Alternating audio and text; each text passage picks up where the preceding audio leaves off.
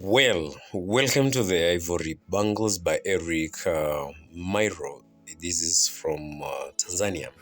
It is still a silent song and other stories, and we haven't really done it as to the perfection as we had promised ourselves, but we're still on with the due process of getting into or getting our targets clear. And in this particular short story, that is in a silent song and other stories, we're going to be looking at the Ivory Bangles in detail by and large, and thematic concerns, character and characterizations, and even possible exam style questions from the same. And of course, we're going to wind it up with questions or from this particular session, that is, in this Liberty Media class, we're going to wind it up with assumptions and, of course, a set of maybe questions that you, as good learners and those who've been following up with this particular arc, you'll have to maybe respond on, even as you're trying to better yourself on the same and share it maybe on the same platforms.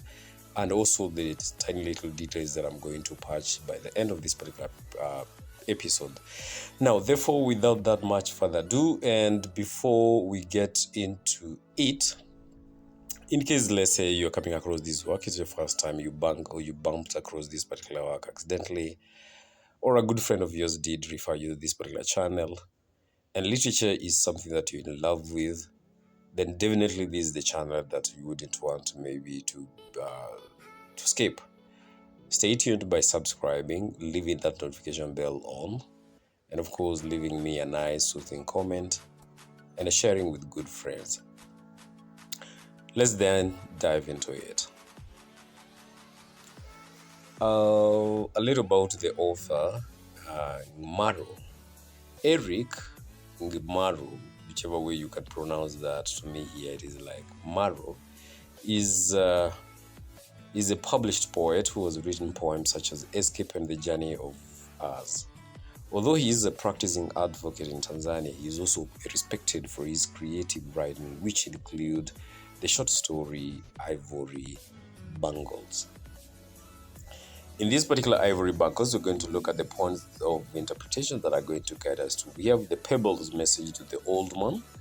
We're going to see that one shortly, and hoping that you've read this particular text. The tradition that demands wife battering. What happens to the old man when he fails to carry out the ritual beating? Polygamy and its value. The view of the old man regarding polygamy. The relationship between the old man and his wife. The conflict that exists between humans and wildlife. That is the effects of failing to heed the advice given to an individual. Right, now, the title, The Ivory Bangles or Ivory Bangles, captures the bangles that the wife wears. 24 ivory bangles that were gifted to her by the old man on the day their firstborn and now only son was named. The ivory bangles, therefore, are a symbol of love that the wife enjoys from the old man. The title also signifies the human-wildlife conflict that exists. For the old man to carve the bangles for his wife, he had to shoot or an elephant with a poisoned arrow to get the ivory that he used. Characters. 1. We have the old man. He is the chief's counselor, a respected elder who is also a wood carver and a brave warrior. He is married to only one wife. This causes some concern since it is unheard for a chief to be monogamous. It portrays him as an alienated person who fails to follow the ways of his people. He is expected to beat his wife to avert her death, as the seer's pebbles dictate, but is hesitant to do so. The wife. She is an attractive woman who the old man much loves. She treats him with affection, making him return the favor by not molesting her until old age. Her cunning attempt to evade catastrophe, as prophesied by the seer, leads to her death. Let's quickly look at the synopsis.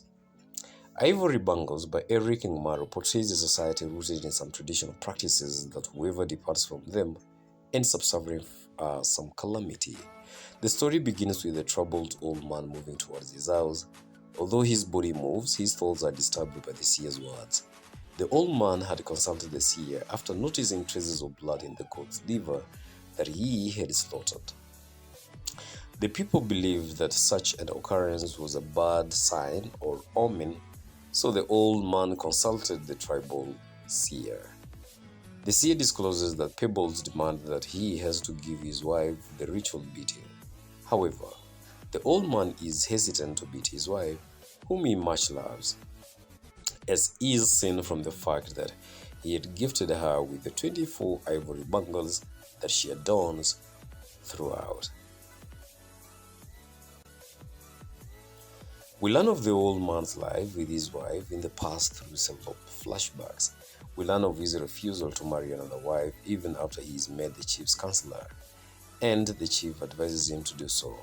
The chief appreciates her attractiveness in another flashback as she is adorned in 24 ivory bangles. The old man tells the chief that he carved the ivory bangles for herself using the ivory that he shot from the elephant using a poisoned arrow. When he gets home, his wife warmly receives him, and his attempts to disclose the seer's message do not succeed until much later in the night. The wife asks him to have his meal first, and after the two enjoy an intimate moment. When he later discloses the Pebbles message to his wife, she comes up with a scheme on how to cheat the Pebbles.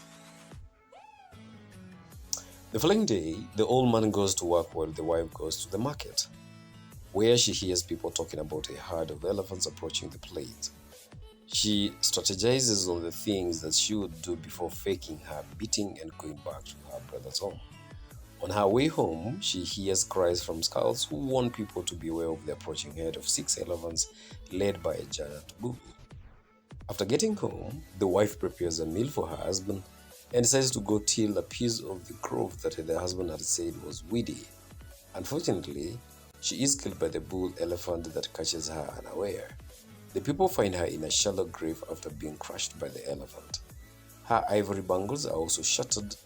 Her foreshadowed death is a lesson that failing to heed wise advice can lead to a disastrous outcome.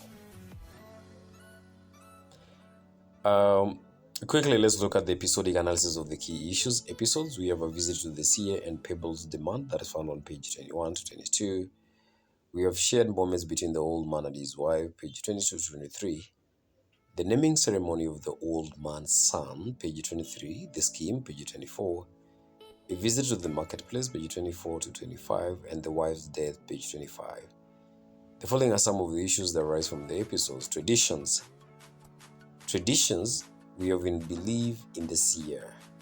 The old man visited the seer, considered a priest of the people, that is found on page 21. He goes to see the seer because of his superstitious nature. He had to consult the seer since he had noted blood specks on the liver of a goat that he had slaughtered, and that is found on page 21. Another aspect, a key issue that comes out of this particular text is that ritual beating / molesting of wife. When the old man visits the seer, the Pebbles disclose that the spirits were jealous of a happy wife, a woman unmolested by the husband until old age. It is not acceptable for a wife to enjoy a comfortable life with her husband in this community. The husband is therefore expected to molest his wife to ensure that she does not enjoy happiness. Failure to do so would lead to a disastrous outcome, as Pebbles foretell the wife's death. The Pebbles demanded that the old man give his wife a thorough ritual beating, and then send her back to her parents. Although the man tries to seek an alternative way to appease the spirits, like offering several goats, the Pebbles insist that he must give a wife thorough beating and send her to her parents after the beating. The tradition of wife beating or molestations is further seen through the old man's son. Unlike his father, the son had embraced the culture of wife battering, something that bothers his mother moments before her death. She's weeding the weed-infested grove when she remembers that they had weeded the same patch only 3 weeks before. Together with her daughter-in-law, Ivory, she reminisces how her son had beaten Ivory to a fingernail's distance took her grave. This shows the violent nature of her son and how traditional he was since he embraced wife beating. Naming of children, that's another key aspect that comes out evidently from this text. The naming of children is seen as the essential practice. We learn that the 24 ivory bangles that the wife wears were gifted to her when their only son was given a name. The value of child naming is also seen because the old man's grandson is named after him. The writer refers to the young boy as her husband. Polygamy and its effects. The tradition of polygamy and its value comes out during the moments shared by an old man and his wife. After serving him with his evening meal, the wife patronizes the old man by calling him the son of a chief. The writer explains the position held by the old man, the chief's counselor. This position makes him a respected man. It, however, raises some debate as people talk much about him since he is monogamous. This is seen where the writer says, still he was the chief's counselor, much respected but also much talked about because he had only one wife. His monogamous status was a concern for the aging chief, who told him to get another wife. This shows that the old man's society values the tradition of polygamy, and one who does not engage in it is considered as a failure. The old man, however, holds a differing opinion about polygamy. His response to the chief via a riddle shows his view of polygamy. The woman went to the riverside, that is a riddle right there. The woman wanted to fetch water. The woman had one water pot. The woman arrived at the water point. The woman found another water pot.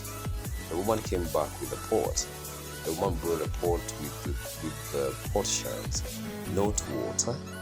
The chief's interpretation of the riddle: a wife, a co-wife, witchcraft, and then death. Page 23 explains that the old man considers having more than one wife as witchcraft. A theme of love or a concern of love, an aspect that comes out evidently. The moments shared between the old man and his wife, that is on page 22 to 23, point to their love. The kind of reception the old man receives when he gets home shows how much the wife loves and cares for him. His wife comes and strapped his leather sandals and led him behind the house to the lean-to, bathed him and wrapped him with sharp-smelling unguent. How loving care his father seen when she asked him to have his meal first before they can talk about what the husband had that day. How the husband addresses his wife also shows that he loves her. Despite her old age, the husband calls her girl, a form of endearment. He also appreciates the meal that she has cooked for him. "You cook, woman," he thanks, stretching himself and yawning. Their love is also seen from their intimacy that they share once the wife joins the old man where he lay. The old man tries to tell her about his demands of the sea, but she ignites his purpose, leading to an intimate moment. He unsprung slowly. When it came, it was like an intricate tattoo on a drum coming unexpectedly and stopping suddenly, leaving the air quiet and pure. Tie 24 ivory bangles that the old man gifted his wife on, that is the 24, not tie, good learners. That is supposed to be the 24 ivory bangles that the old man gifted his wife on the day of naming the son, also shows how much that he loved her. Specifically, the 8 bangles that she wrote on either hand were etched with mnemonic marks for a long love poem. Human-wildlife conflict. The flashback of the naming ceremony of the old man's wife as she moved the 24 ivory bangles that she wore clanked like many castanets. Elephants had to be killed to obtain the ivory that used to make the buckles. The truthfulness of this observation is seen when the chief also noted how attractive the old man's wife looked in the many ivory bangles that she wore. The old man proudly explains to the chief that he made the bangles himself from the ivory that he got when he shot an elephant using a poisoned arrow. Towards the end of the story, people in the marketplace talk about the herd of elephants approaching the plains. They fear the destructions that the herd will have or will cause. They hope that those who know how to use poisoned arrows will save the situation. And that is found on page Sorry, 22. The ultimate sign of the conflict is the death of the old man's wife, who the wounded bull and elephant kills. In an ironic turn of events, the old man's wife, whose husband had killed an elephant and used its ivory to make bangles for the wife as a sign of love, ends up killed by the wounded elephant. After bashing her on trees and banana plants, the wounded bull elephant put her on the ground and repeatedly stamped on her. They found her, therefore, in a shallow grave, a mass of flesh and blood and shattered ivory bangles. The love is shattered by the same creatures whose ivory was used to make symbols of love. Failure to heed to advise, and of course, its consequence. This is also another eminent concept or eminent idea, or maybe point concept that comes out clear from the text. Failure to heed, advise, and its consequences. The seer's advice to the old man who consulted him is that the pebbles demanded a ritual beating of his wife to avert the death of wife. Old man is hesitant and offers to give some goats, but the pebbles insist on the beating and send her off to her parents after beating. Instead of heeding the seer's advice, the old man and his wife develop a scheme on how to cheat the pebbles. The wife proposes putting up a show by pretending to have been beaten. Their failure to follow the demands of the pebbles results in what the seer had foretold: the death of the wife who the wounded bull, now elephant, kills as she is wedding. Although the wife's death is closely linked to the seer's warning, it can also be seen to be due to the wife's recklessness and failure to heed the warnings of the scouts. The wife heard the scouts' warning when they noted the elephant approaching. As she slowly made her way home, she heard the cries. They came from the scouts, who were perched on trees observing elephants and warning people of the beast's movement. Be aware, people of Ntoboro Homestead. The 5 she-elephants are now in your banana grove. The bull is on the path coming from the stream. That's found on page 24 to 25. Hope you find it there. The wife chooses to weed at the grove instead of heeding the warning and staying home. Note this: the writer has extensively used flashbacks to help us understand the past life of the old man and of course his wife. A very, very big thank you for watching, and I hope this one marks an enlightening moment of your study under the journey of literature. And if you find significant value that has been attached to this particular work, how about you share it with good friends out there that you know this work will value. And don't forget to give it a thumbs up, a subscription, a like. As a thumbs up, brother, and then of course a good sharing with good friends out there. And this marks the end of this particular work. Cheers up, guys, until we meet next time around. Stay safe.